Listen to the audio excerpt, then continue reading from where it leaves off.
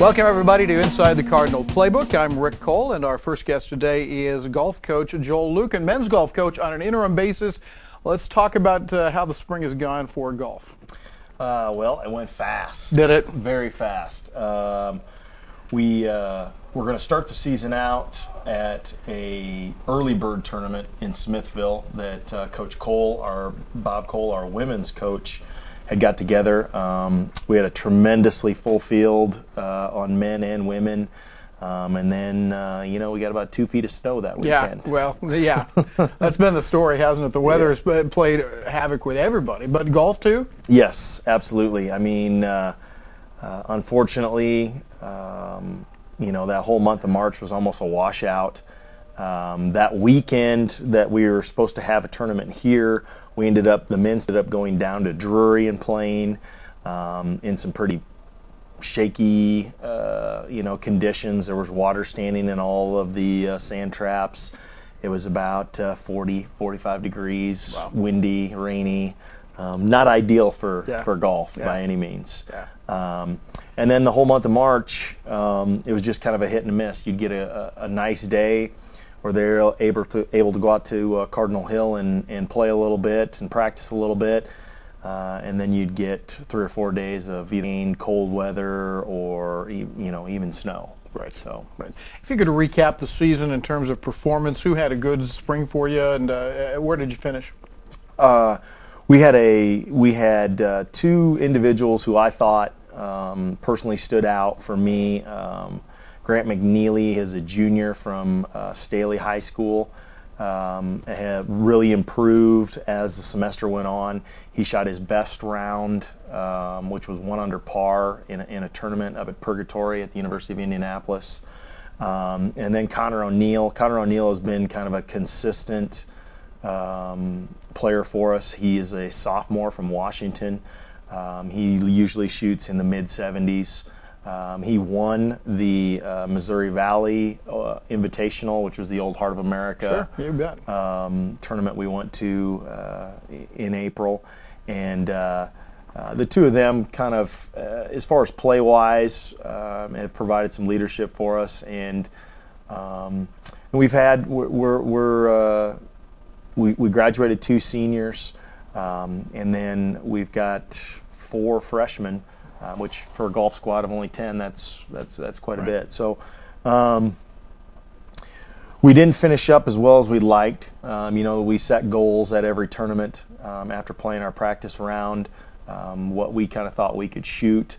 And some weekends we met those goals, some weekends we didn't meet those goals. And with golf, there's numerous reasons, the weather or the distance or the change of the pins, and there's lots of reasons. Hey, I mentioned the interim tag. Let's talk about that a little bit, because you took over kind of a last minute kind of a thing. How did that work out, and especially with you being the associate athletic director here at Jewel, that had to be kind of a strain, I would think. Yeah, it is a bit of a strain. I worked quite a bit on the weekends. Not that I don't work quite a bit on the weekends as it is, but on a typical golf weekend, we would leave possibly Friday, and be gone until Monday night or sometimes early Tuesday morning, depending on where the tournament was. And then it just kind of made things difficult as far as getting maybe my daily tasks done. It's waking my daughter up on the weekends. I can imagine. And 1-year gig? Are we actively pursuing a coach? Yeah, no, we are actively pursuing a coach. Dr. Bailey and I met about 2 weeks ago before the season was over with, so we could give the players kind of an update where we're at with the situation. But we will name a coach shortly. Okay. Joel Luken has been with us. He is the interim, as he said, head men's golf coach here at William Jewell College. Coming up next, we'll talk women's golf as Bob Cole joins us inside the Cardinal Playbook. What's my motto? Play to win. What's the key? Logistics. It takes planning. Everybody on the same page. Check this out. This is my playbook. Serious business. Right player, right place, right time. Did it at the UPS store. Bam! High five. Color, pictures, charts, graphics. Nice, huh? I love logistics. It says in the book we should play as a team.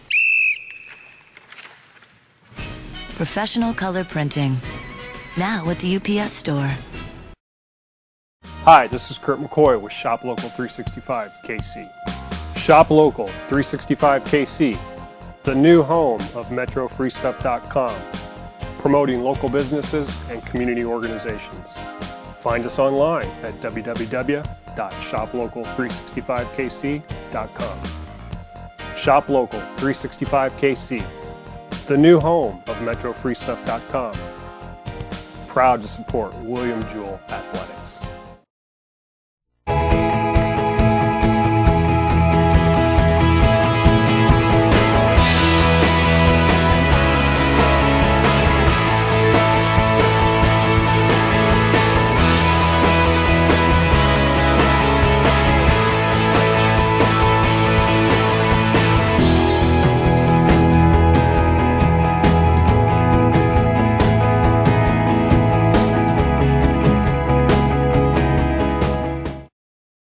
Inside the Cardinal Playbook resumes, and with us is Bob Cole, the head women's golf coach at William Jewell College, who have also completed their season here. And Bob, if you would, first of all, welcome. Thank you. And then if you would, kind of give us an overview of how your season's gone. You know, our season, I thought overall went very well.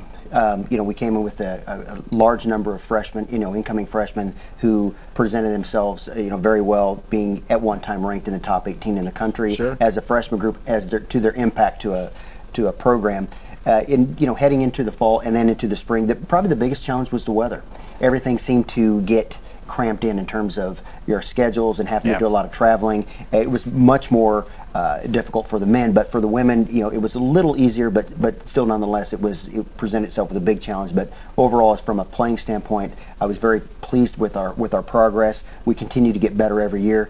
And with that, my expectations for next year are exceedingly high. Bob, tell us, if you would, a little bit about those players, and let's start with the younger ones first, and, Sure. And how they performed this year. Well, like I said earlier, they did very well. You have Alexis Steinkamp from Savannah. Probably she was one of the top players. She did very well at the conference event, especially the second day. And then I have Courtney Wells from the Wichita area, did very well. Probably the most consistent in terms of how her play was. Right. And then we had Alexis Buford from Overland Park, did very well, very competitive, kind of was fighting in and out of the top 5 all year. And then I had Madison Smith from Independence, the same as Alexis, fighting in and out of the top 5. As a freshman group, my best freshman class, Right. like I said, did very well. Had, you know, their impact to the team was tremendous. And their work ethic is strong.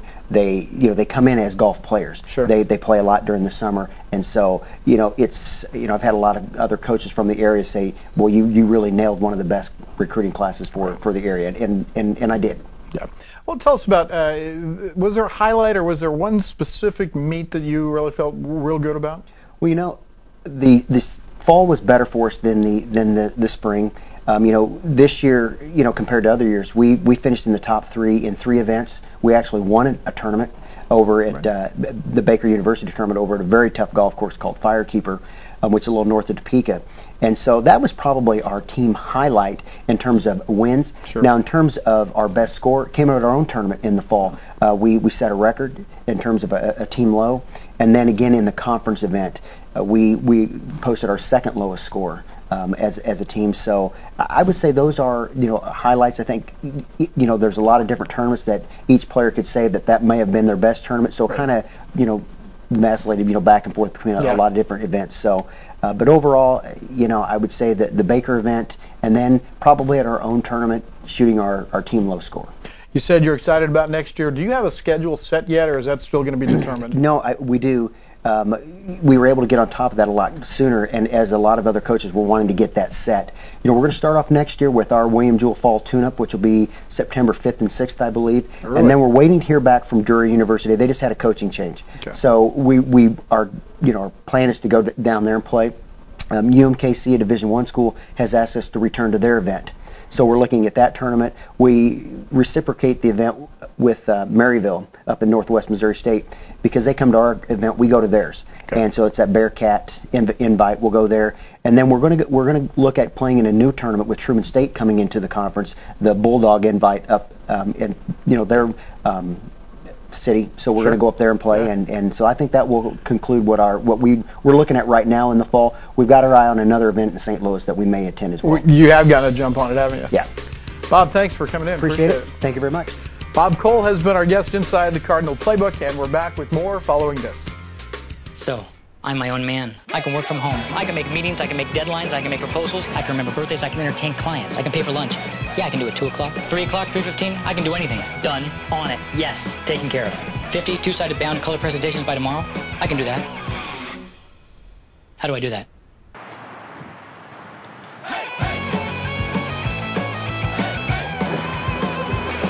I love logistics.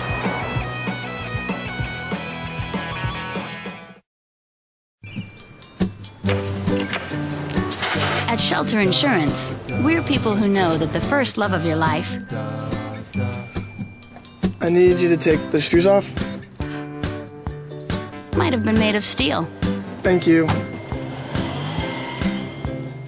Shelter Insurance. For your auto, home, and life, we're your shield. We're your shelter. Ask Agent Kimberly Sidden about Shelter's auto insurance discounts.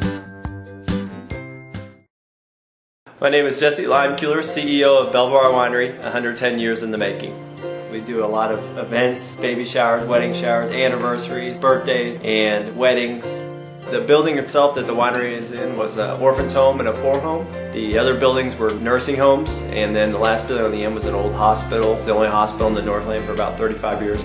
It was run by the Oddfellows until 1992. My family took it over at that point. Kind of been working on the winery ever since. Uniqueness is what you see when you come into the building. The old floors are 110 years old, the stairs with their original wear going all the way back to the orphans. The outside brick exterior that they just don't make anymore. All those kind of things add to the uniqueness of the event space. We have the gazebo out front, which is where people get married usually. It's a marble gazebo. We have the fountain running and have the gazebo up for all the wedding days and special days out here. We're open 7 days a week. 11 to 4 Monday through Wednesday, 11 to 8 Thursday through Saturday, and 12 to 6 on Sunday. Inside the Cardinal Playbook resumes. Dustin Combs, head softball coach at William Jewell, is with us. Coach, it was a weekend. You sat around, it sounds like, the hotel for a while. Didn't get to play at all this weekend, but through all of that, you've gotten a high seed in the GLVC tournament coming up this weekend. Yeah, we will. We didn't hurt ourselves, I guess, by not playing, but we certainly wanted to play and got to see a lot of the Marriott Hotel. I'm sure. For 2 days, and you know, it was really bad weather on Saturday. It rained basically the entire day. Never rained a lot at any given point, but it was steady throughout the day. There just wasn't a window of opportunity. Right. And then fields Sunday were just still unplayable. But as you said, we're the 3 seed, and kind of at that point we didn't get to play UMSL. We knew our shot of winning the conference. Or having a chance to win the conference was over, but we wanted to make sure we stayed in a 3 seed and talked about that. Should we have played on Sunday, that was our goal. We had to maintain and stay into that 3 seed. Dustin, the chance not to play UMSL again. You kind of ran out of time, I guess, with the scheduling because no games were allowed, as I understand it, after Sunday. That's correct. In years past, they had given us, I think, till Tuesday to make up anything. And even then, you're just, you know, at some point you have to cut it off, and teams were trying to play too late into Tuesday evening, and it just wasn't a real good situation. So this year they dropped it dead on the last day of the regular season, and you know, so any games that weren't completed by yesterday are in the book. And down goes Ratso as Hayden simply overpowers her with that fastball, and it's a 1-2-3 inning for Rachel Hayden. So you end the season with a 12-game winning streak, and I said on the air the other day, I think that when you're playing that well, you don't want days off necessarily, no. Certainly not a week and a half off. Right. How does that affect you going into the series? Right, it's certainly going to be an adjustment. You know, it's kind of back to what it was at the beginning of the year when we weren't playing much at all and just playing on the weekends. And now it is going to be, like you said, about a week and a half since our last doubleheader. What we really needed to do is play so that we could get acclimated without having Ashley Barrett in the lineup, which is going to be critical going into this postseason. But you know, we weren't able to do that, so we still have the the uncertainty of who's going to step up and play a new role, and we've got to figure out some things in the lineup. Yeah, Ashley got hurt trying to score last weekend, and what is her status? Well, she's actually broke her leg and is going to have surgery tomorrow, and should be about an 8-week process, and they feel like after surgery she'll be back to good. You know, are you sure she can't play? She's pretty tough. Well, she looked at me and said, "Coach, it's not broken. I'll be ready for the weekend." That was Thursday. But it was more than her hand. It was quite a blow, the way she landed on it and snapped it. Well, let's talk about a little happier news. The number 3 seed means you're across the bracket from the University of Indianapolis that were number 1 ranked about half the season. And kind of give us a scouting report on the field itself. Well, I mean, it's just as their season has been very competitive, 1 through 8. You know, the seeding is based on how you finish in the conference, but really, you know, Indy obviously shown they can be beat, but they're also extremely good and most deserving of the 1 seed. But after that, you know, it really could be, you could pick a team out of the hat that's in the field. Anybody's capable of beating anybody. And, you know, we don't know much about Southern Indiana. They're, the games that we would have played with them last year got snowed out, and being on an every other year rotation with the schools on the east side, we just don't know much about them. Right. And for those of you who don't know, the Cardinals early this season were scheduled to play Indianapolis. That got rained out, and so we haven't had a chance to play Indy either. Right. You kind of looking forward to possibly matching up with them? Is that something you'd like? Well, I think, yeah, you want to be there because that means you're playing deep into the tournament. Because I feel like, you know, certainly they're the favorite, but as I said, you know, anybody's capable of beating anybody. But yeah, we would be. We want to say we want to see them because that means we think we're playing on the moving to the right instead of the left. Yeah. Talk about the tournament if you would real quickly. It's in Peoria, Illinois. Is it a single elim kind of a format? It's actually a 8-team double elimination played over 3 days. So you will have to play 2 a day, and I didn't really look too much into the bracket, but I'm sure there's a scenario where you could possibly play 3 in 1 day. And finally, as you get ready to play here, is there a chance for postseason play, NCAA play for you outside of winning the tournament itself? Well, we feel like we've made a strong case just with what we've done in the conference, being regionally ranked. Currently, we're not, and you know, I feel like I don't have a grasp on why that is. You know, we want to be playing good non-conference competition, and you're limited to some teams that you can play. And but I think too, just the finish in the conference, only, you know, going 21-6 builds a case for what I feel is a great conference, and we still haven't been able to crack the top 10 in the region. That is one way to get an at-large bid should you not win the conference tournament.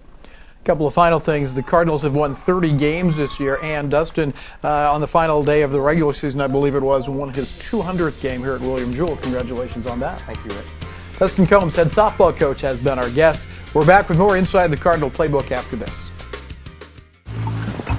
This is corporate headquarters.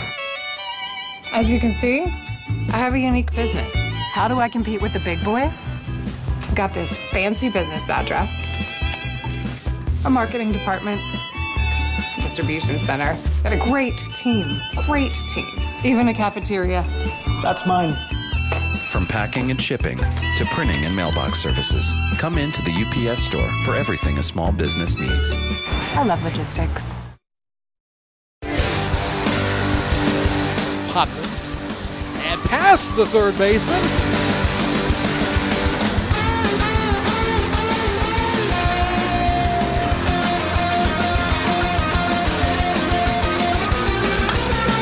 Dolman hits this one a ton. Let's see if there's enough room in the ballpark. There is not. Solo home run, Annalie Dolman.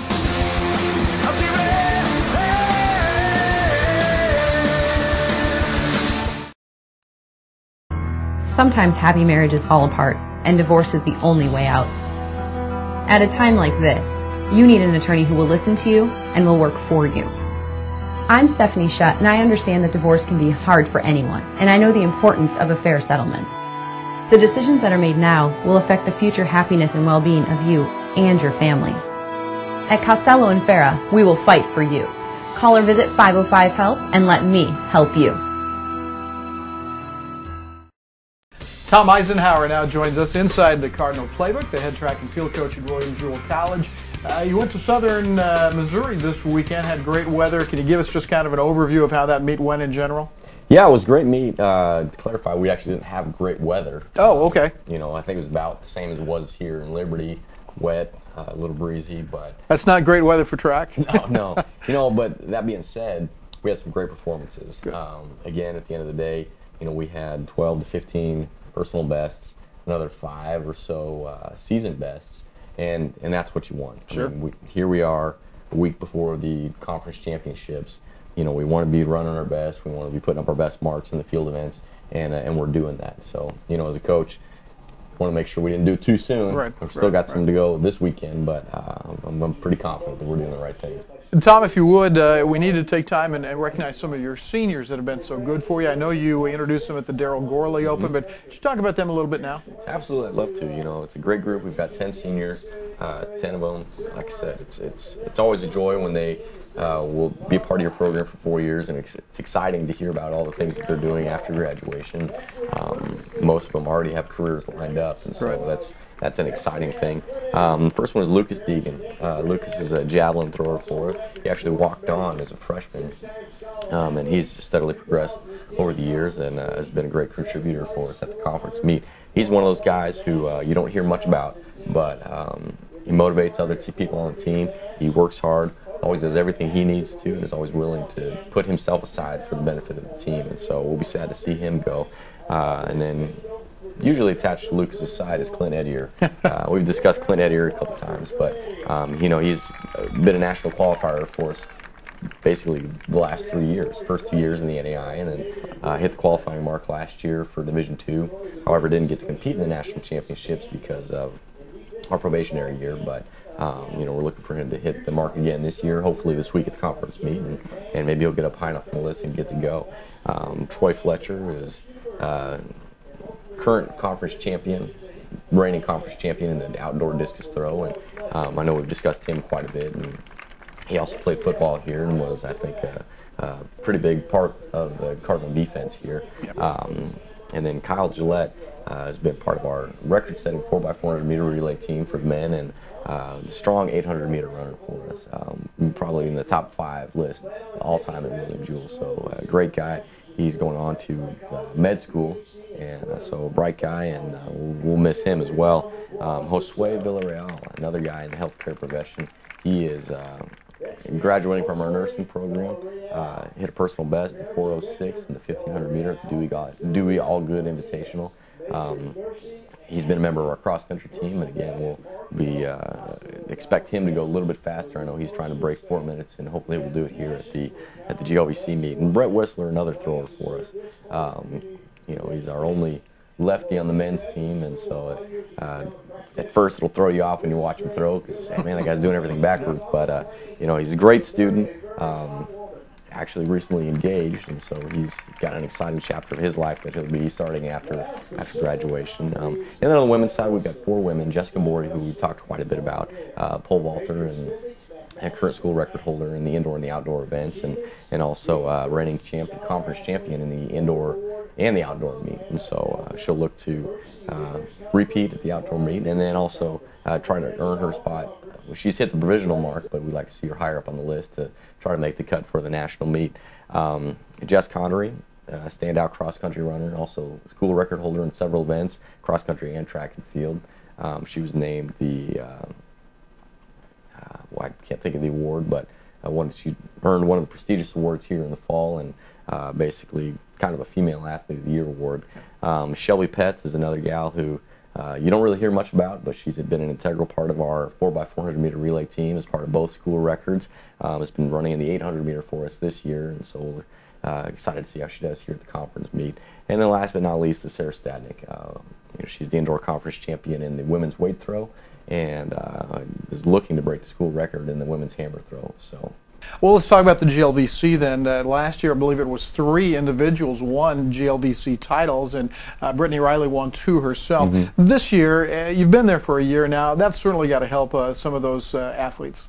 Yeah, and you know, they know know what it's like. This will now be the 4th time that our returners have seen GLVC competition at the championships. You know, we were fortunate enough last year that we were able to compete in the indoor and outdoor championships because it's the conference meet is not an automatic qualifier for the national championship, and so yeah, they know what they're doing.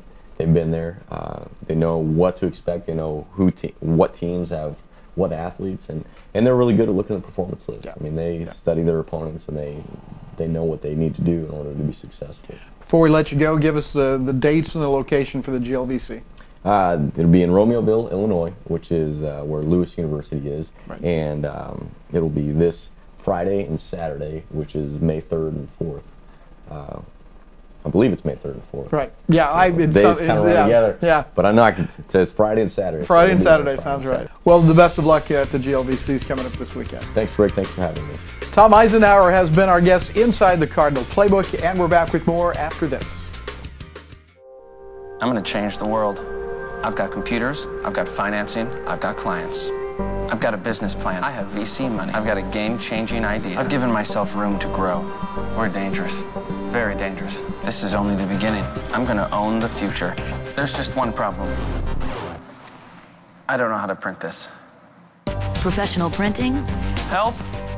And everything else a small business needs, now at the UPS store. I love logistics. Before the game or after the game, it's Poor Boy Oil Company for your pre- and post-game food and beverage. ConocoPhillips and BP Amoco Fuels get you to the game, and our large vendors give you great food and beverage choices before or after the game. Our small-town roots and family value philosophies help us to maintain the highest standards in customer service and value. Poor Boy Oil Company. Find us around the Northland, wherever the Cardinals fly. And that's going to do it for Inside the Cardinal Playbook for this week. Our thanks to our coaches that participated today. And don't forget that Inside the Cardinal Playbook is brought to you by the UPS store, 5510 Northeast Antioch in North Kansas City. We'll be back next week, review some of those championship events when we return Inside the Cardinal Playbook.